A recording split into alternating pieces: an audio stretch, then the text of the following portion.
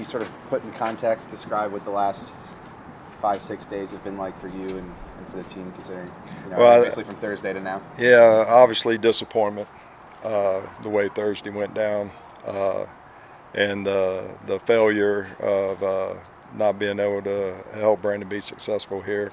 So disappointment initially, and then it's the greatest game there is, professional football. So you bow your back. Now it's to go to work, and the whole focus is on Buffalo moving forward. Austin said that you challenged the captains to, if the energy's low, to step up. Just has that kind of been your message around to the whole team? Yeah, I think it's kind of been my personality through the years. It's a team game, and it's a player-driven league. And the teams that have been successful that I've been a part of, you have great leaders.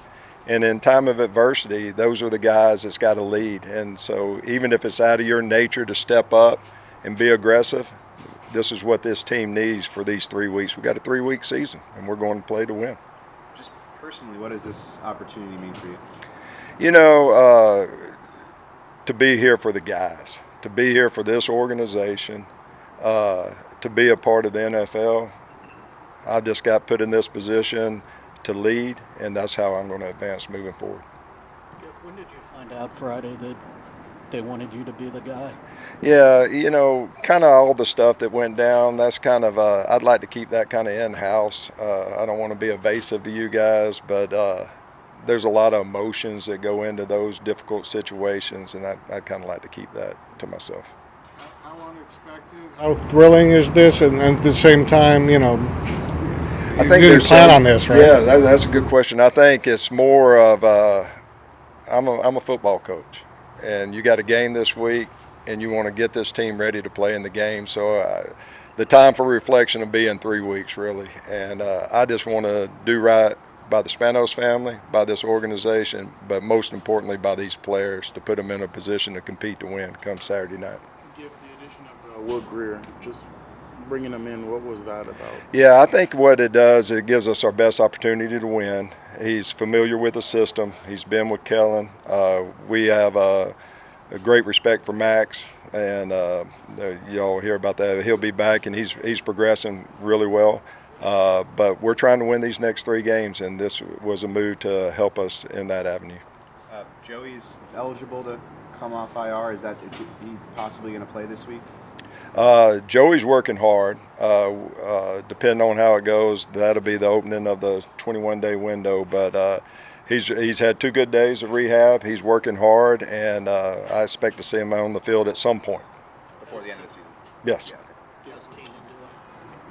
Keenan's working real hard. That Hill's been an interesting deal this year with multiple guys. So it's a tricky injury. He's busting his butt, and that's the character of this locker room that was built by Brandon. They all want to play, and if they can, they'll be out there playing. What is the specific issue? Do you know the specific issue with Keenan's heel? You'd have to ask a medical guy. Every year there seems like there's a new injury, and for us it's been the heel. Dean's battling it right now, and it's a tricky deal. But they're working hard. They're working real hard. Giff, how much are you leaning on your entire staff right now? Oh, tremendously. What I told them and the players, we're all invested in this 3 weeks, and we got to feel that energy from each other. And we're coming together. It was a great day today. The energy was great. The coaches are doing unbelievable, and I just happen to be the guy that's in charge of it. What's the message specifically to the team about what happened Thursday night, like in the game? Like, are you guys diving fully into that game and into the tape, or is it the type of game where you can't do that, considering how it went off the rails? Like, what's your sort of approach as the interim head coach now as far as addressing that game? We flushed that game, all right. And it's embarrassing. It was embarrassing to everybody involved in it, and I take that with me since I'm the man in charge now. But we're moving past that. We got 3 weeks to show the character of the men and the coaching staff that we are, to go out there and compete. That's what we're looking to do, is compete right there and try to win these next 3 games. The ownership's totally on board, wants to win right there, and that's huge right there, and that message was relayed to the team. And so we're going out there, and that's everything we're doing is focused on the Buffalo Bills. The Brandon Cup the defense. Now it's going to be Derek Ansley. Will we see any changes or anything to the style of the defense? There'll be some subtle changes. There's not wholesale changes, but we're going to put the best guys out there in the best position to have the opportunity to stop Buffalo and give us a chance to win. In terms of changes, because Jay Rogers was let go, who's coaching defensive line, and are you still doing outside linebackers? Or? That's great. I'm glad you brought that up. John Timu will be doing the defensive line. He's a really, really good young coach. We're excited. The organization's excited to see him and what he can do. He'll be fully in charge of that. I'll still be working with the outside backers. Robert Muschamp will be taking a bigger role in that. And I'll kind of bounce back between the two right there moving forward. But we're excited to see these two young coaches. They're going to y'all be hearing their names for a lot of years in this league. Just a dramatic leap. How crazy for you? You're a position coach, and now you're staging a press conference in just a short time.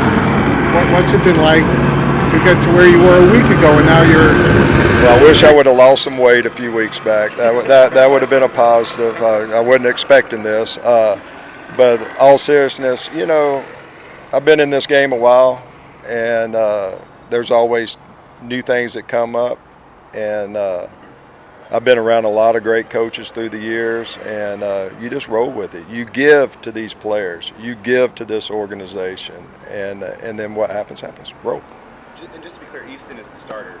Oh, no doubt, Okay. no question. And then how involved were you in the decision to move on from Jay, obviously a guy you worked closely with between the edge rushers? Yeah, that was an organizational decision. I think Jay's a really, really great coach, and but that was an organization decision, and we're moving forward with John Timu. With Khalil, 32 years old, the season that he's having, just how would you put that in words? I mean, it's amazing, isn't it? I mean, 32 and 15 sacks and dominant in the run game. But I want people to understand, he's a better man than he is player. He's a natural leader. He's a warrior. And obviously, God had a great day with Khalil, and we're proud to have him. But the man is the one that's doing it, and he's been awesome. Couldn't ask for anything better. With coming in as the interim, how much of an advantage was it those couple extra days because of Thursday night, where most times when this happens, there's a coaching change on Monday and there's only 5-6 days between games? Yeah, I think the time that you get and the people in this organization that help you is what makes this place special. I mean, it's unbelievable how many people are there to help you through this process where you can just coach, and I'm very grateful for that. So what are you going to do to stop Josh Allen? Yeah. He's a great player. He gets paid a lot of money for a great reason, but he's a guy that, we got some stuff in plan that we think can help. I don't know if you ever stop Josh.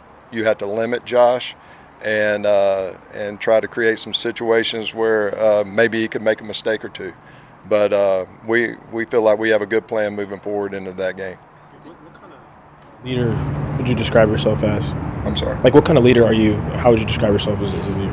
That would be, that'd be a great question to ask the guys. I'd like to hear. I'm an honest person. I'm going to tell the truth. I'm very direct. I believe in clarity. There's not gray. And I believe in giving. I've always believed in that. That's my faith. And so I guess that's how I'd describe it. Kind of like an old school and putting pressure on them. Well, that's probably because I'm 55. But, I guess you could say that. I believe in it from my playing days to all the coaches I've been involved in. It's still a tough man's game. It's a physical game, and you got to have your brother's back when you go out there. So if that makes me old school, then I'm definitely old school. Did you reach out to anybody to get advice about what the process is of being an interim head coach? Anybody that you crossed paths with before that maybe has done this before? Yeah. To get some advice? Yeah, unfortunately I've been around it. But I've had multiple former head coaches, people reach out, and you talk about just being grateful. I mean, it's a beautiful thing that people would give up their time to help you in a situation that doesn't benefit them. So, yes. Was there a piece of advice that you found particularly helpful? Well, I thought Chan Gailey had a great one. He said, all those suggestions, gifts, and thoughts you had are now decisions. Good luck. You know, so that Sounds was, like Chan. yeah, that's him. That's him. How much more dangerous with Buffalo's offense is it now? James Cook had a big game this past week and seemed to be a signature game for him. Yeah, they looked good, didn't they? They played well. You know, Coach McDermott's done a great job rallying those guys. It's a challenge, but that's the league. Every week's a challenge. You know, you see a game, you're like, oh, they'll win that one. Boom, you get slapped right across the face. So it's a challenge. There's no question about it. We know issues that we got to address, and what we want to do is go out there and fight and make Southern California proud of what they see Saturday night.